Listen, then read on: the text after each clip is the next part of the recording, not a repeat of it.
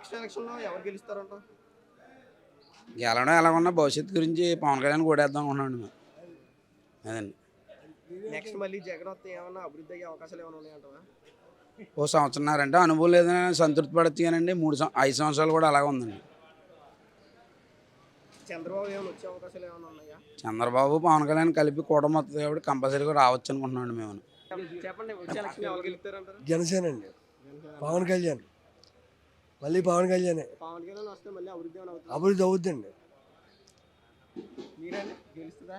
గెలుస్తుందండి. చంద్రబాబు నాయుడు పవన్ కళ్యాణ్ కూటమి గెలుస్తుంది, తీరుతుందండి. అభివృద్ధి కూడా అవుతుంది. వచ్చే ఎలక్షన్లో ఏ నగ్గుతుంది అంటారు? ఏ పార్టీ నగ్గుతుంది? వచ్చే ఎన్నికల్లో మనకు జనసేన తరఫున మేము చేద్దాం అనుకుంటున్నాం. మేము పవన్ కళ్యాణ్ చూద్దాం అనుకుని మా ప్రజలందరూ అనుకుంటున్నాం. పవన్ కళ్యాణ్ వస్తే ఏమైనా అభివృద్ధి అవుతుందా?